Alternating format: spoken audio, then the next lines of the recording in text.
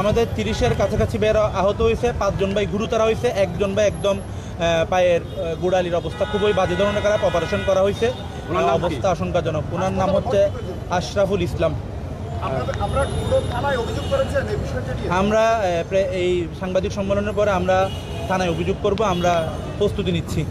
এই ঘটনার প্রতিবাদে আপনাদের কি রাজনৈতিক কোনো কর্মসূচি আছে? আমাদের এখন পর্যন্ত কোনো রাজনৈতিক কর্মসূচি ঘোষণা করা হয় নাই। আমরা সকালে সিটি কলেজে যে ন্যাক্কারজনক ঘটনা ছাত্র দলের ভাইয়েরা করেছেন, আমরা সেটার জন্য নিউ মার্কেট মোড়ে বিকাল 4টায় প্রতিবাদ মিছিল করছিলাম, কিন্তু দেখা গেল আমাদের প্রতিবাদ মিছিলও সারা শহর থেকে বিভিন্ন কলেজের নেতৃবৃন্দ থেকে এনে ওনারা আমাদের উপর সন্ত্রাসী হামলা চালিয়েছে ছুরি বা বিভিন্ন লগি বইটা নিয়ে। আমরা আমাদের এই যে বাইরে আজকে সবচেয়ে বেশি আহত হয়েছে সেটা বিকেলের প্রতিবাদ মিছিল হয়েছে। আমরা একটা সুষ্ঠু শান্তিপূর্ণ প্রতিবাদ মিছিল করতে চাইছিলাম, কিন্তু আমাদের সেই মিছিলও ওনারা ন্যাক্কারজনকভাবে হামলা করে, গুপ্ত হামলা করে।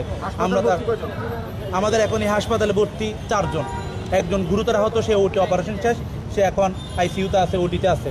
আচ্ছা ভাই, তারা তো বলছে যে গুপ্ত গ্রাফিতি এমন কিছু লিখেছে দেয়ালে এবং সেটার কারণে আসলে আপনাদের এই হয়েছে, দ্বন্দ্বটা হয়েছে। আসলে বিষয়টা আসলে আপনার পক্ষ থেকে বিষয়টা আসলে কিভাবে হয়েছে? বিষয়টা ওনাদের পক্ষ থেকে গুপ্ত থেকে বড় কথা ওরা গুপ্ত হামলা চালিয়েছে। হঠাৎ করে বহিরাগত নিয়ে এসে আমাদের সিটি কলেজের সভাপতি আমার পাশে আছেন হামেদ হাসান মিশকাত ভাই, উনি সিটি কলেজের রানিং স্টুডেন্ট, ওনার উপর বোধ হামলা চালানো হয়েছে। এই ভিডিও ফুটেজ আমাদের কাছে আছে। আচ্ছা, গতকালকে সোশ্যাল মিডিয়াতে এই গুপ্ত লেখাটা নিয়েই আলোচনা হচ্ছিল।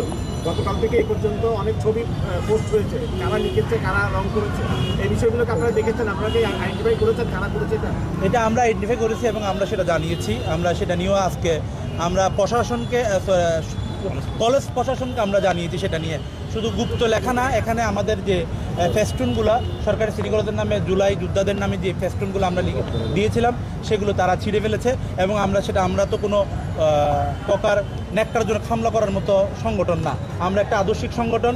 তাই আমরা আমাদের কলেজ প্রশাসনকে জানিয়েছি, এই বিষয়গুলো তীব্র নিন্দা জানিয়েছি এবং কলেজ প্রশাসনকে ব্যবস্থা নেওয়ার জন্য বলেছি। ওনারা আজকে কলেজ প্রশাসনকে এই পর্যন্ত হাত তুলতেছে, এরকম বিষয় আমরা দেখতে পেলাম।